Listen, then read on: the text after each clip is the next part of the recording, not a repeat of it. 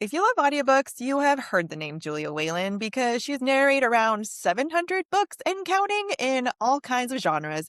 I guarantee you are going to fangirl like I am throughout today's episode with Julia. She has won every audiobook narrator award probably available. She was both winner and runner up for the inaugural audiobook category of the Goodreads Choice Awards. I know I was voting and torn, which one? But at the end of the day, I went, they're both Julia. They're both great books. Just pick one. And I'm not sure there's anything she can't do because she's an author, actor, founder of Audiobrary, an amazing human being.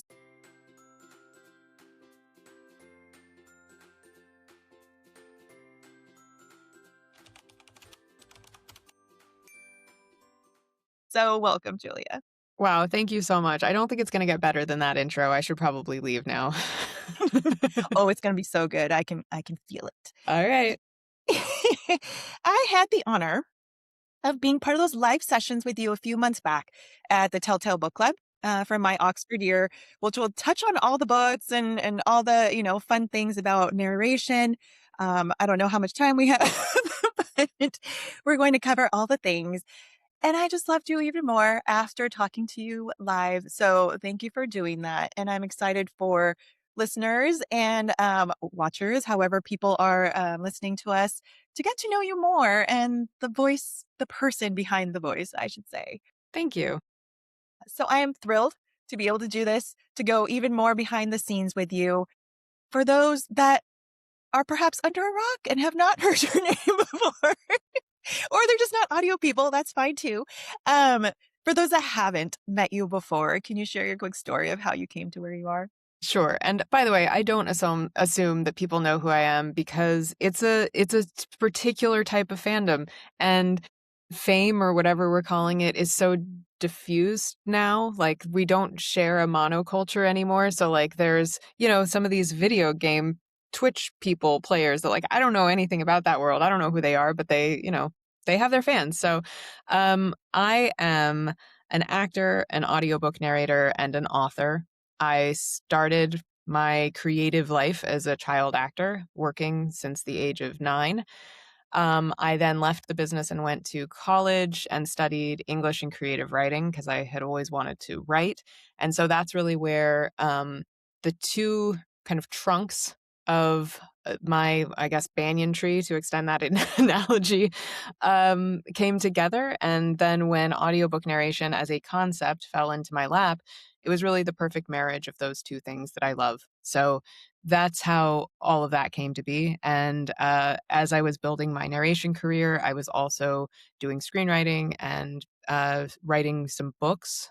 And the first one of which that was actually published was called My Oxford Year, followed up with Thank You for Listening, and then Casanova LLC. And I am starting work on my fourth. Oh, like, I don't know what you can share on all the things, but we'll get into the books. I'm like, I'll read anything you write. I haven't read 700 or listened to 700 books, but No. I'm sure There's some of those you don't need to listen to. I promise you should just eyeball read them. I was still learning how to do my job. I love it. So I came as I was looking at different things, researching. You had a pseudonym, right? Yes. Sophie Eastlake. Can you hmm tell us about your pseudonym and how you came to go by Julia Whelan Yes. instead? My, as an actor, there's always that moment when I was starting to do on camera where, especially when you're a kid, people ask you if you want to have a stage name. And I didn't. And I always kind of regretted it because there's a lot of anonymity that you lose once you're on TV and people know your name and they know how to find you. And I just always thought, that would have been really a good idea to have some distance between myself and my public persona. And then when the opportunity arose to come up with an alias for audiobooks, specifically for romance, that's usually where aliases are used. I did it because I was still doing a lot of on-camera acting at the time, and I had pretty strong boundaries around what I was willing to do on camera and what I wasn't, and I didn't want to look like a hypocrite in some way, or that like some producer would come to me and be like, "But you read all of these naughty books, you won't do it on camera." Um, and so that was the original impetus behind it. But then I stopped doing that work in favor of doing a lot of long form journalism at the time. So I had sort of retired the Sophie Eastlake alias around 2018 when I was working for an app called Autumn that put long form journalism on audio. And it was just like the time has to come from somewhere. And instead of doing these really fun and very good indie romances that I was doing as Sophie Eastlake, but they weren't contributing to anything for my career. I couldn't claim them, you know. It wasn't done under Julia Whelan, and I just really enjoyed the long fiction narrative work that I was doing. So that's where, but I wrote about that a little bit in my experience with that anyway, in Thank You for Listening. I think everybody's wondering, okay, how does she pick the project she works on? I'm sure you have authors that you're like, I'll do anything that you write, right? You have that relationship with them. How do you decide which ones to say yes to, which ones to say no to, especially as your career has grown? It's ever changing, so there's not really a formula for this, but when I'd say for the first half of my career, I've been doing this, oh no, math, 17 years now or something. Um, And when I first started doing it, I had that actor mentality of never being able to say no to anything. Like if they want you to do something, you should say yes. So I did that for a very long time because you're always afraid that if you say no once, they're never going to come back to you again. And after about 7 years of doing that and kind of running myself into the ground and doing 70 books a year, I had to kind of admit that they probably weren't going to say no if I said no. So at that point, my goal was to keep writing and have enough time in my day to be writing my own stuff, so that just meant I had to do fewer books, and at that point, I my metric became, A, is there enough diversity in what I'm doing? I'm a generalist, I like all genres, so I don't wanna get stuck where I'm just doing domestic thrillers or I'm just doing romance. I like to have some variety. There are, of course, the authors that I do have the pre-existing relationships with who take priority. There are authors that I kind of have on like a secret wish list that if I ever see their name pop up, I'm going to move heaven and earth to make that happen. And then beyond that, my metric has truly been I look at the blurb because I don't have time to read the books before I say yes. So I just look at the flap copy. And if I would pay $27 in a bookstore to pick up the hardcover of that book, that's my determining factor. So I am totally tangenting, but I was just able to talk with Nikki Ehrlich, who wrote The Oh, Measure, and I yeah. listened to it, and I loved it. It was a book club pick, and I was talking to her like, "That was your debut book, and you got Julia," you know. She She goes, was great, and that book was amazing. See, that's a perfect example where just the setup of that book, I was like, "I'll take a flyer. Yeah, I wanna read this book." And then it turned out that she's just incredibly skilled, and she tackled that book so impeccably. There's so rare that with that high of a concept, there's not holes. Mhm. She just knocked it out of the park. So good. I was like crying. Anyway, yeah. Yeah. So in all your books, and you kind of talk about this, and I was giggling about it, and thank you for listening because sure you've had this conversation about male voices all the time, which is why it's in there too, right? Of you do all the voices in your books. And I guess not all. There are some where you're doing duets or whatever it Yeah. might be. But for a large portion, at least that I have listened to, you do the female voices, you do the male voices, you do older voices, you do young voices. How do you decide on all those and keep them straight? I know I try to read to my kids and I can't keep them They're straight in like, my head. "Mom, that's not the hippopotamus That's right. voice. That's not what the hippopotamus sounds like." Um, yeah, it's a trick. So, when I do my prep read and I create a character list as I'm reading with any vocal traits that the author gives any speaking characters. So then once I've read the book and I have that list, I go back and I look at who are you know, the group of the cluster of characters that are always in conversation with each other. And I start there so that I can differentiate their voices primarily for the listener. And then I fill in that secondary cast with whatever the characters need beyond that. Um, I keep them straight. And this becomes particularly important when you're doing a series. So you're getting one book a year. And in between those books, you've read 70 other books. I keep voice clips as I record. Like when I think I've really got there's a solid sentence or two of like that's definitely this character's voice.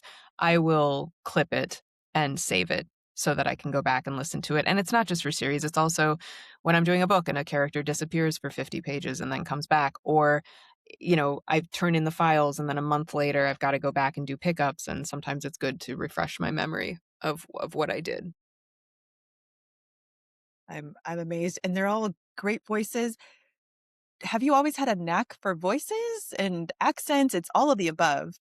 I think yeah, well, as an actor, especially when I was a kid, um, you're asked to do a lot in auditions. I would have 4 or 5 auditions a week playing totally different characters and just bouncing around. So there is a facility with um, picking a voice and sticking to it and doing it quickly, like not not spending a lot of time working on it. Certain accents are obviously things that I grew up having to do.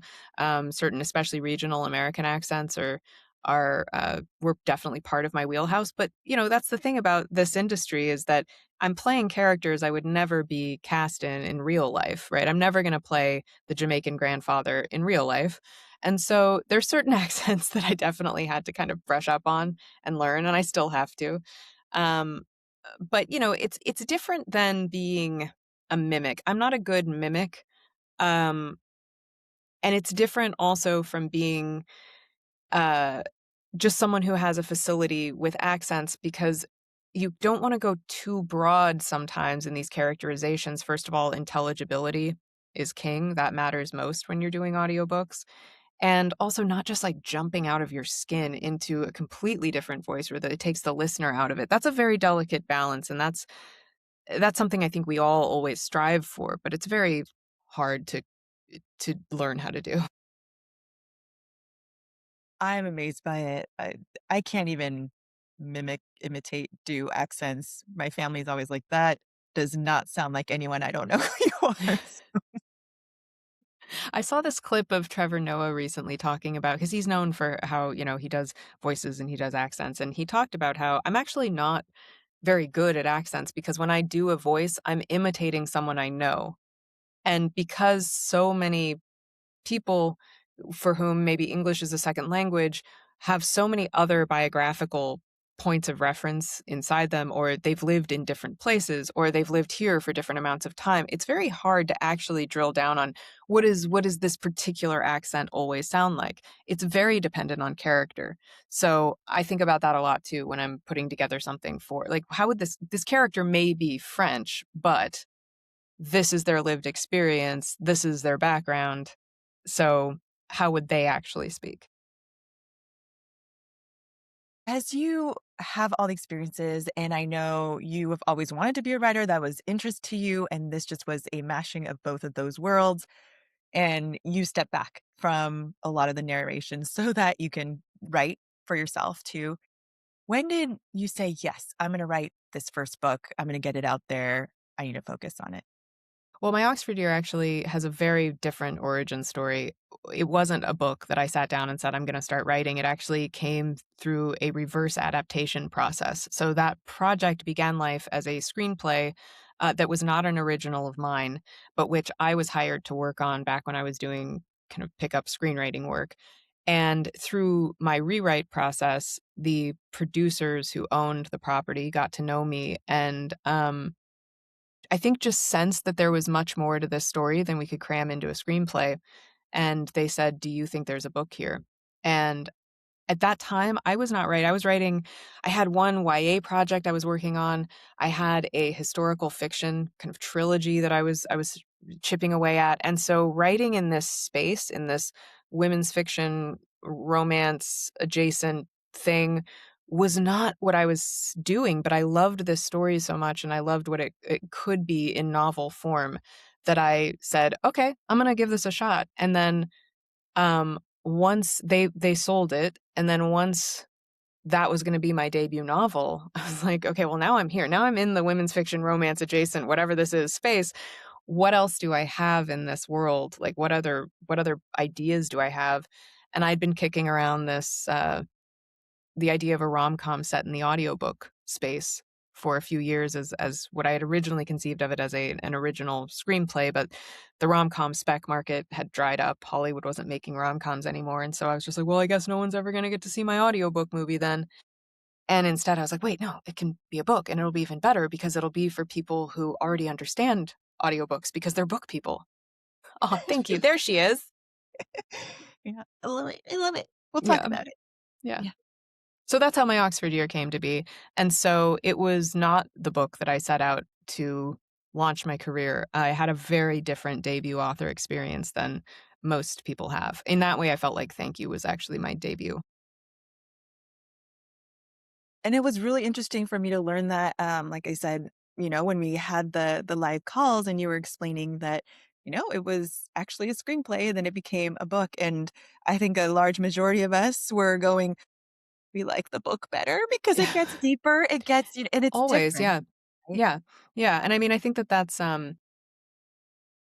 that's always gonna happen in an adaptation process, but I remember so clearly saying to that group, we had such it was that was so great to have 4 weeks to really, like, delve into the book and tell these background stories um, and open it up to people who had questions about the text because you there will always be something lost in the adaptation, always, but there is something interesting about this in that I can't fault the movie because the book is the adaptation.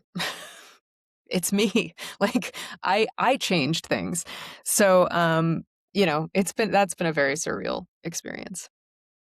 And I remember you had posted about you can get signed copies, and Oxford has a special place in my heart because I studied abroad for a short period of time there. And so I went reimagining or rethinking some of these spots. And when I watched the film, I was going, "Oh, it's so pretty." I remember different parts of that. But I wanted the original cover, not the So, you know? yeah, the tie-in covers. So I know so many people did. So many book purists hate whenever they switch over to tie-in covers. I will say that I just was at a writers' conference last week, and the books that they had me sign were the original cover. And so I don't know if we're now back to the original, if they sold through all of the tie-in covers, or if there's two separate ISBNs and they just ordered the right one. I literally don't know how this happened, but that just reminded me that I need to tell people that there are some original covers out there, and I think I know where to send them to get them. I'm Because like, I know "Ooh." people like that. They like their collection to, be complete in the way they want it complete. So Well, so I'm a huge audiobook person, hence, why fangirls like, "I get to talk to Julia." So what I get on my shelves are, like, curated collections, or there might be some ARC things that I receive. Um, I it's things that I really enjoy and I'm going to go back to, and so I do want a copy, and I'm gonna go look for it. So if you know where I can get a signed copy of the specific cover, yes, let me know. okay. I told them when I was signing them, I was like, don't send these back. Like, send them because I think it's for people who are doing this. I set up a situation with my local I live in the Coachella Valley, and my local, college there, the community college, College of the Desert, has a bookstore, and I worked out a deal with them where people can order directly through their bookstore and then put in their notes if they want it personalized or whatever, and they call me when there's a few orders, and I go in there and I sign them, and it was the same bookseller for this writers festival, so I told them, I said, "Don't send them back. Put them at the bookstore." People are gonna order them. So, Excellent, excellent. yeah. So I also heard you do tours, right? So there's Yeah. a Sense and Sensibility tour that is coming up, I don't remember the exact dates. September? September 6th through 10th. Oh, you also mentioned, there might be a My Oxford? Okay. Yeah, so there's the Yeah. Sense and Sensibility trip, which is done with a wonderful organization, called Common Ground Pilgrimages, and I went on one as a guest. I went on their Persuasion trip for my 40th birthday 2 years ago, and, Are we the same? I've sorry? I was like, "Are we the same age?" Probably 84, 84. Yes, yes! Representing. Or did we just date ourselves on? I know, it's fine, I'm okay with it. So, I had also taught a romance class for them, for NaNoWriMo last year. And so I've been looking at doing a tour with them for a while. And what's cool about the way that they structure their tours is there's dedicated class time, and they have a kind of methodology where they take the way that you would approach a religious text, like certain exercises or practices or questions, they apply to secular texts. So it's this really fun excavation of the material, but also our reactions to it. It's a great bonding experience. So it's class time in the morning and then hikes, beautiful walks through the English countryside, and then a little more class time in the afternoon, and then great dinners. And it's really, really idyllic. So I really wanted to do a trip with them, but I've also, for many, many, many years since the book came out, people have been asking me if I would do an Oxford tour. And I've just, the logistical part of it has kept me from being like, I don't have the time for this. But over the last year, I have conscientiously been making the time and have put together something that I think is really exciting. And I'm actually going to be leading that the week after the Sense and Sensibility pilgrimage. So right after. Like, that's right around my birthday. Do I? Like, uh, Just saying, there is a track record of doing these sorts of things for your birthday. I'm just gonna say. I'm gonna go talk to my husband. Perfect. All right. Well, let's also talk about. Thank you for listening. I know we've already touched on it, but it is for all purposes of debut novels, your debut novel, let's call it that. From the opening scene, I was laughing Good. because it just took me back to, I think I was in my kid's like orthodontist office or something. I was listening to Lights Out as we were waiting and he was doing something else. And when we listen to some of these things that other people around you are going to be like, what the heck is she listening to? You just double make sure the audio is still in there. And I think that was where I put away my AirPods, but then it kept going as we walked into the room. It has happened. It has happened in real life, friends. And that's how the book opens and catches you from the very beginning. And the whole book just make me giggle and laugh with the banter and That's gives been a such a whole. gift of this book, I have to say, is since this book came out, is hearing people's stories about headphone failures, is just a gift. I could feel like I could do a coffee table book at this point of these just mortifying, playing the raunchiest stuff possible, just broadcasting it to everyone around you. It's amazing. It's real life, and I feel like we all relate and we go, yes, either that has happened to us or we are afraid of that happening to us. But it's a great insight into the audiobook creation world, which we don't know very much about, right? Unless we talk to our favorite narrators or get a little peek into it. And I know that was something that made you write it also because you didn't see something like that out there, right? Can you talk more about like the premise, any more than you Sure. already Yeah. have? So for people who don't know the book, it is set in the audiobook world. It's about an audiobook narrator who had a pretty sudden traumatic event that has prevented her from doing what she thought she was always going to do, which was being an actress. And she's found herself becoming an audiobook narrator. And she loves the work, but it also is like, I'm frustrated because it's not what I thought I was going to be doing. And the one genre she will not perform anymore is romance because she's so jaded. She just doesn't believe what romance is selling. But she gets a kind of once in a lifetime offer from the author that started her career when she started in romance under an alias to do her last book. And in the process of doing that last book, she can't turn down the money for reasons. Um, she ends up falling in love with her co-narrator. But the trick is that they don't know who the other person is because they're recording under aliases. So it's You've Got Mail meets In a World. And like I said, I'd conceived of it originally as a screenplay, as a rom-com. And then once I got more into books and into the audiobook world and into publishing and had gone through the publishing process myself as a writer, I just felt like I had a lot more to say speaking directly to book people and not a Hollywood audience that made the book very fun for me. It's set up to be almost a satire of a romance novel, so it's a loving send up of romance novels. It asks the question, what would you do if you don't believe in romance novels, but then you find yourself kind of living one? Would you trust it?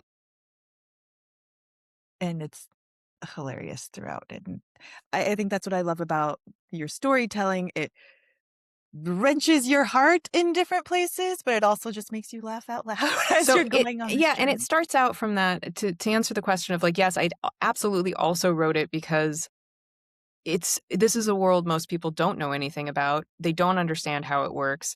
And I was getting asked the same questions over and over and over again. And it was like this needs to be a part of kind of popular culture. Like it needs to be represented in media so that we can all kind of have a basic language, the same way we have a basic language around what ER doctors do because we watch The Pit or detectives do because we watch Law and Order. Erin Mallon, I should say, another really wonderful narrator, had done also kind of a satire of a recording a romance novel. So it's a multicast duet thing. And when I was writing Thank You for Liz, I can't remember the timing.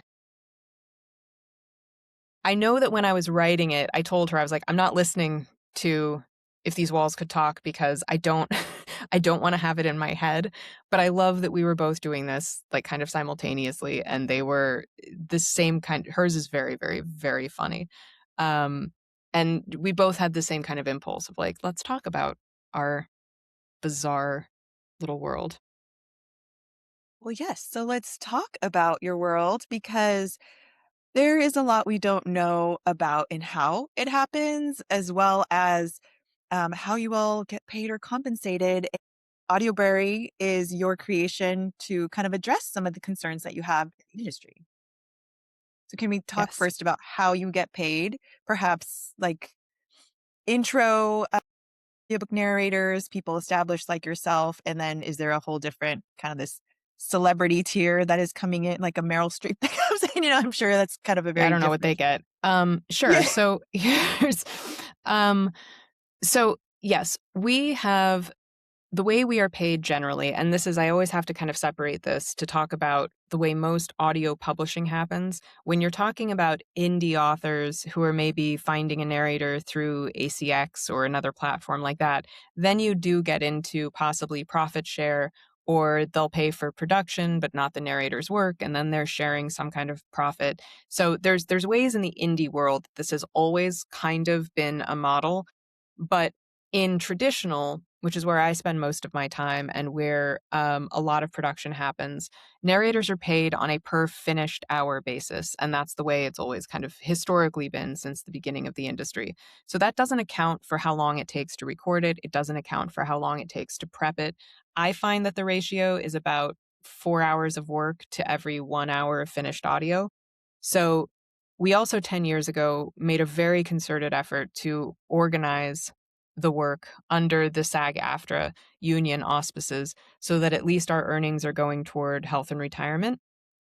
Um, so this goes back to the why I used to do 70 books a year, because the hourly rate is actually not that high, and you need to kind of do 70 books a year to keep your head above water, especially if you're living in a market like California. So my issue with this has been, and I love this job, and I love that I've been able to kind of have a middle class life as an actor. That's a very, very hard thing to do. And so this job has given me stability, and it's given me flexibility and creative satisfaction. And there's so much I love about it. But the part I don't love about it is that there is no upside in the case of success.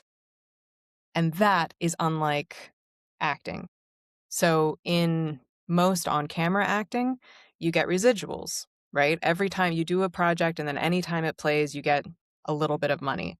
And that can really go a long way to supporting you through the lean times and in between jobs. When I was in college and not working as an actor, I was at least still qualifying for my health insurance just on residuals alone because the show that I was on had gone into syndication. Here, we don't have that. So I always joke that my villain origin story in why I created Audiobrary, which gives narrators royalties, is that I was paid $2,500 for Gone Girl at this point 14 years ago. and that's it. And that doesn't work for me ethically. That doesn't work for me when you have a product that continues to be sold that a lot of people are finding, not in the case of Gone Girl, but in the case of other books, that people are finding maybe through the narrator. Audiobook fans follow narrators, sometimes more than they follow authors. So a lot of those sales are happening because of the narrator attached to them. And when the author is making more money and the publisher is making more money, and don't even get me started on the retailers, how much they're making on these products that they did not invest in, that they did not make, and yet the narrator doesn't get anything. And so after many, many, many years of asking publishers to just do the right thing and raising this concern and being told no one does that, that's not the way the business works, I just said, so what I'm hearing is I have to start my own publishing company that does that. And on the way into doing that, I also decided that authors need more of the pie too. So we also have a better deal for authors. But it was my attempt to try to fix something that was I was getting to the point where I was resentful of this job. And I frankly didn't enjoy doing it anymore because I really felt like I was being exploited. And it is so true. I don't know how many people say, and we talk about like, oh, if Julia reads the dictionary, I'll read it, or Yeah.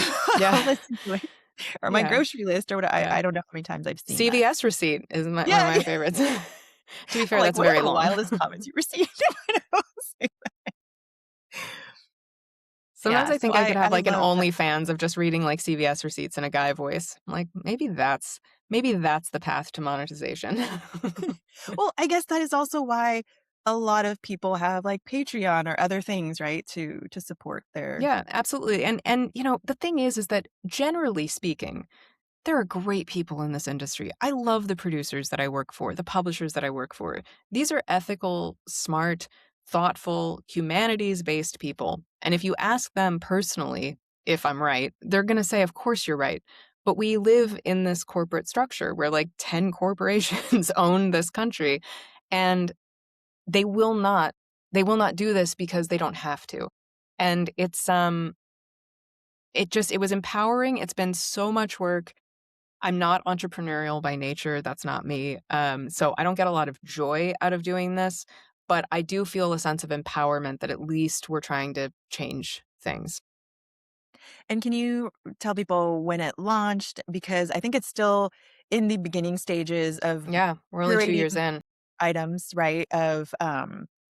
I think I heard you talk about it as like it's still kind of an experimental. Let's see where it goes. On the site, it says memberships are coming, but you're conscious of you want it to be something that can give people their money's worth if they're buying membership. Yeah, and Right? also, and I don't want the pressure of having to create content just to create content, just to fulfill expectations of a membership. Actually, and when we pulled our We thank you for reminding me that because I need to take that off the website. Because when we would talk to a lot of our users and we asked them, "What kind of membership would you like to see?" Honestly, by and large, everyone said, "Please don't do a membership. Mm. I'm sick of memberships. I don't even remember the ones I have. I don't use them." So we implemented the rental model, which allows people to just rent an audiobook for a week. And then if they like it, they can buy it at a discount after that if they want to keep it on their digital shelf. But that to me was a much that was like an opening in the market that was like, why is no one doing this? It's in between a library model and an a la carte purchase model. So yes, okay. So Audiobrary has published. Oh my gosh, I can never remember how many we've actually done versus how many are in my head just because we're doing them. But I'm going to say around 20 titles. We've produced a few more. We are a publisher, so our books are available anywhere you get your audiobooks. But when you buy them directly through Audiobrary, because we are also a direct to consumer retailer, when you buy them directly through Audiobrary, you get bonus features like an interview with the author or bloopers in certain cases. Um, and that's because, again, so much money goes out the door when you deal with other retailers taking a massive percentage, more than any other piece of digital media, off the top. And so trying to keep the money in the pockets of the narrators and the authors and Audiobrary and allowing us to fund the next project, we created this direct to consumer retailer as well. And I'm excited. I've had a lot of stuff, so it's on my, like, I wanna go read Casanova on, Nah, do it. Audiobrary, and I wanna go down the rabbit hole version where Good. All the all cool of kids them. are doing it. Okay, so this was your question about how it started. So, simultaneous to starting Audiobrary and saying, I just need to try to feel like I'm fixing something, I was also in the process of writing my third book, which the premise of Thank You for Listening, that book that they're recording, that romance novel that they're recording, I had so many people say, I want to hear that. So, I wrote for the first time a proper dyed in the wool romance. It is spicy, it is sweet, it has a pretty unambiguous happy ending, which my books previous to that don't necessarily. Um, and we did it as an 8-episode audio series because I wanted to honor the way I had conceived of it in Thank You for Listening. The problem is that there wasn't a good way to distribute that. So it was like if I do it as an episode thing, it's just going to read as a podcast anywhere else I choose to distribute it. And so Audiobrary also became the distribution vehicle for Casanova LLC. So we launched the company on January 1st, 2024, and Casanova came into the world on Valentine's Day of the same year. And then we've just slowly built. We do a project, a new release every 6 to 8 weeks, probably, and all over the place. Like I said, I'm a generalist. There's a little bit of everything there. And then we also have a select curated collection of HarperCollins titles. So we're also a retailer for HarperCollins audio. And that's based on books that I've done for them, but as well as narrators that we have. They have a presence on Audiobrary, Bonnie Turpin, Eduardo Ballerini, and Mary Jane Wells. We asked them, what are some of your favorite HarperCollins titles that you've done? So those are on there as well. And we're just slowly building the store, you know? And I assume it's you're reaching out to authors, narrators. Do you want to partner together? Maybe publishers? Is that Hmm. Yeah, yeah. And this is all slow. And, I think, again, we're in this position where we're a very, very, very, very, very small team. I mean, it's really just my husband and me in this 18 hours a day. And then we have 3 people that kind of do uh, pick up stuff for us, web and social media and proofing, and then not to mention obviously the production staff on that we hire freelance. And so we're very small and we're very scrappy. And I am enjoying just doing this at our own pace and not falling into that growth for growth's sake trap. I like being intentional about what we're doing, and we're self-funding it for now because I don't want to take money. I've had some offers, but I don't want to take money before I even know what it is, really. That feels dangerous. So, yeah, we're doing our thing. I was poking around and you have The Night Before Christmas.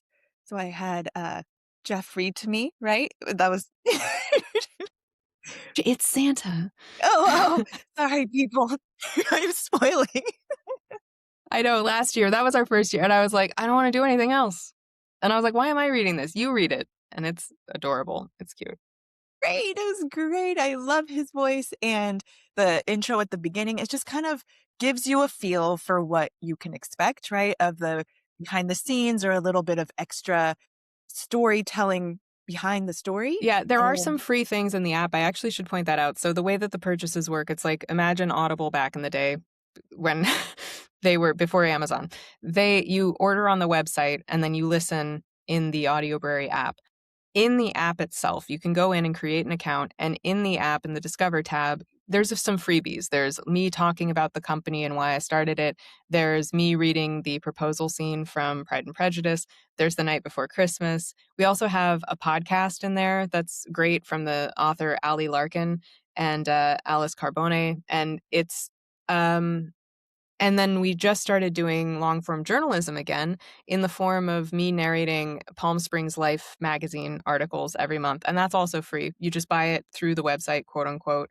And then every month you'll get 6 new articles into the app for you. So again, diversity is the name of the game for me. I like having a little bit of everything and giving people as much free or at least accessible with the rentals content as we can.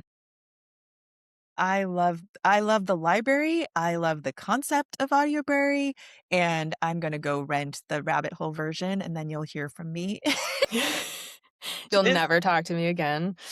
oh, I'm gonna be Um, like, "What? You did this to me?" I don't know. yeah, Or I'm just yeah. gonna talk about my blushing and audio headphones dropping. It's so funny because, again, I never intended this. It came out as audio, and then I had a few people reach out and say, "Is there gonna be an ebook?" And I kind of was like, "Why?"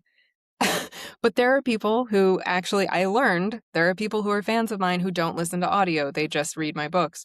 So I did an ebook, but the good news is that, Kensington Publishing Company came in and swooped up print rights for me, so that's gonna come out next year in the spring, probably in print, and so that'll be fun. It'll give the book a second life, and I think, they're cooking up some just really fun, it's just it's lush, it's so gah, it's just juicy. I just love this book, I really do.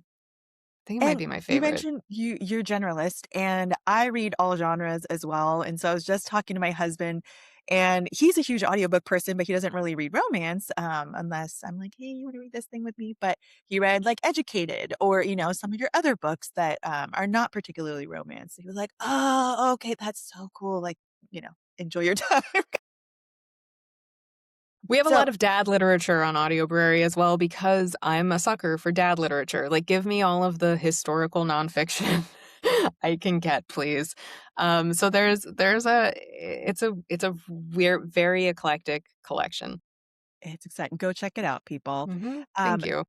yeah, there's also so Casanova LLC is one that is currently exclusive. The No, poetry no, no. from It's my wide. It's Oxford wide. It's wide.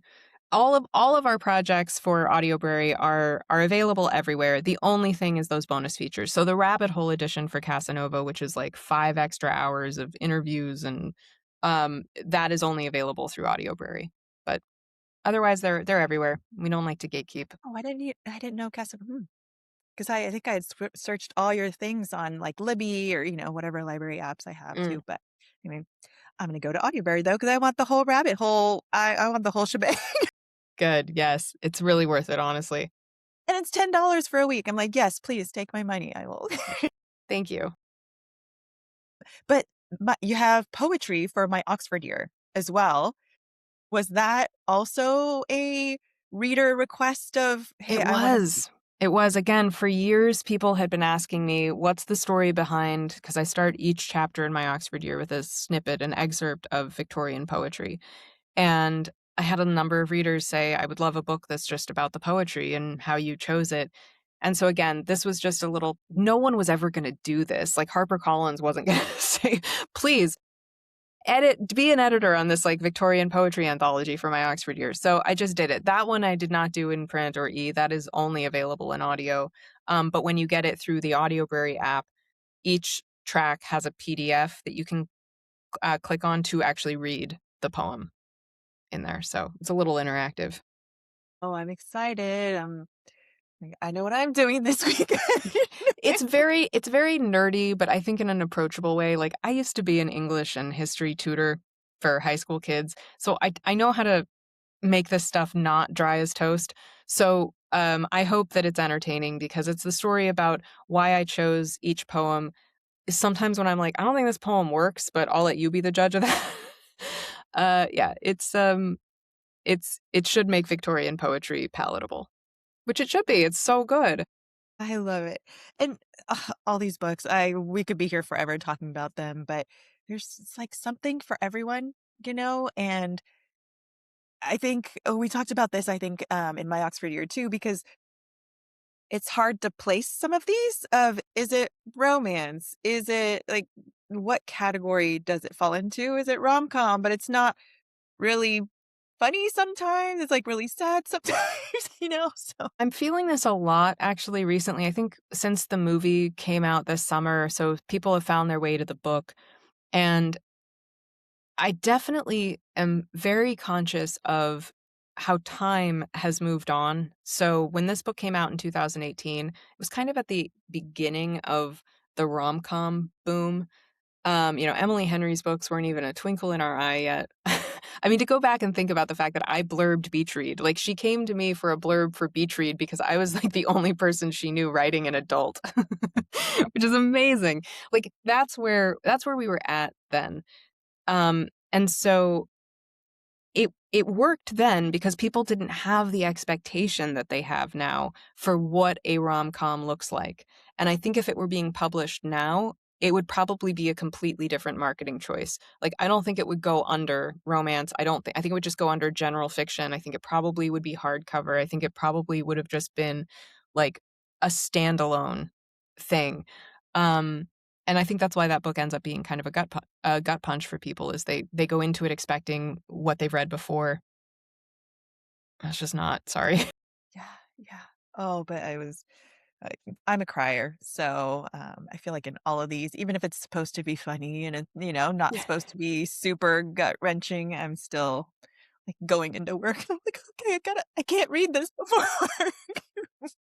My daily cry. Yeah, as I'm driving, I can see, I swear. Yeah. But anyway, if you are listening or watching and you have not read any of Julia's books, you really need to, you're missing out, so that's what I'm gonna say about it. Thank you. Thank Yes. you. Yes. Are you ready for some quick fire questions? I think so. Let's see. They're I don't think they're that hard, but Okay. anyway, um I will over intellectualize anything, Amy. Oh, So good luck. you can be as short as long as you want, okay? Okay. What is one thing you love doing just for you? I don't have anything. This is the problem. Like, and I've said this before, but I work so much that I've started doing instead of getting a new hobby, which to me would just be one more thing I have to do, I've started intentionally doing the practice of trying to do nothing. Like taking just a couple of hours on a weekend and doing nothing. So I do nothing for me. I love that. I mean, literally sit there, like sit outside and just be. I have a little hammock outside, which would be like a Perfect. perfect little thing, Your yeah. nothing hammock. Yeah, yeah, that's right. Mhm. I've got too many stories in my head. I just want to like tune back into what I'm hearing, what I'm smelling, what I'm looking at, just be a person in the world. Okay, There's a reason see how people I say can't just de-stress, answer a right? question straight on? Go ahead. I love it. This is I should great. have said baking, you know? But go ahead. What's one thing on your bucket list that you want to tackle next, if you're a bucket list person? Um, yeah, this isn't it's not a bucket list. The first thing that comes to mind is that I would really like to develop a show. Um and it's not that I don't know that that's so much of a bucket list considering like I've worked in certain capacities in Hollywood before. I know what it is to write under those conditions, but I would really like the experience of trying to bring one of my ideas fully to fruition with people that share a common vision and having a hand in that. I would like to do that.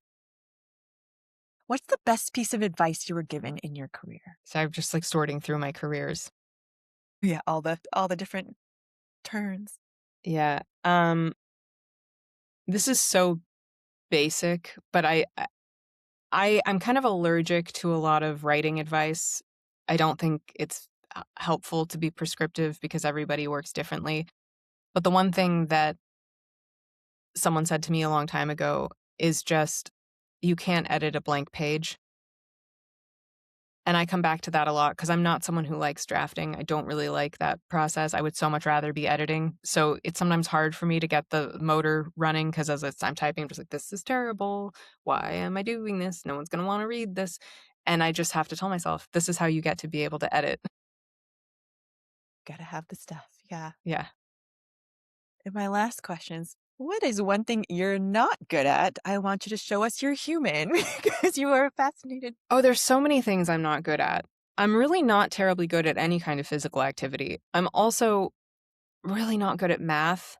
I can do money, but math in general, not good. I cannot, for the life of me, and I talked to Taylor Jenkins Reid about this a lot because when I was doing Atmosphere, I was like, what? I cannot understand th- out there. Huh? Oh, that When was I very, start yeah. thinking about the universe, my brain just shuts down. It's like speaking a totally different language. Nothing I retain nothing. I also feel that way about football. Every single time someone has to re-explain the rules to me, I they will not stick. That's so funny.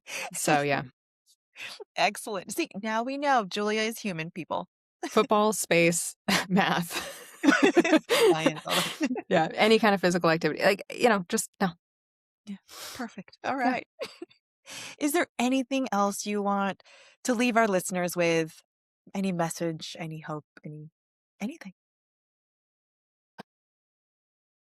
I love how many people have found audiobooks. I love that that audience keeps growing.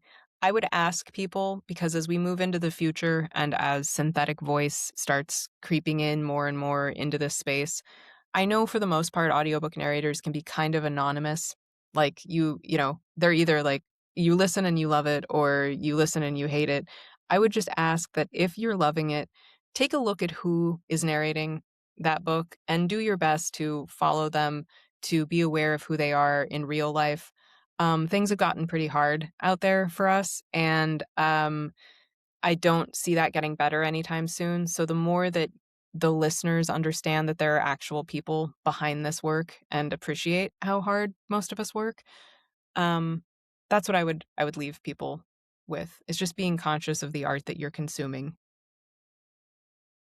And that makes me think there's like several narrators that I have followed over time, and they post like the behind the scenes, clips and things, and they're really fun to They're fun. We're good see that. hang. We're really good follow. Most of us especially some of the new TikTok ones. I mean, when I was starting to write Thank You for Listening, that was not happening, and so there was, like, no context for this, and then watching all TikTok blow up in the last few years and how good some of these people are at making content as well, like, I could never, but they're so good.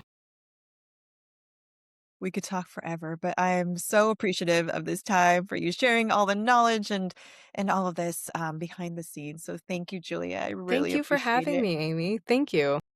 And we'll have all the links. Where can people find you if they want to follow you and get in all? See all the content I don't make? I'm just Julia Whelan. That's my handle across all platforms. I'm most active on Instagram. Audiobrary is also my Audiobrary under there. And TikTok, I occasionally come in with a TikTok, but I'd say I'm mostly on Instagram. And obviously the Audiobrary newsletter. Please sign up for that. We do not spam you. We only send an email when there's actual news or when there's a new product. Um, and you get 10% off your first order if you sign up for the Audiobrary newsletter. So do that. Go do it. And then if you want to share any sort of insights, drop them in the comments. Go DM Julia, do all the things. Thank you, Julia. It was such a pleasure. Thank you so much, Amy.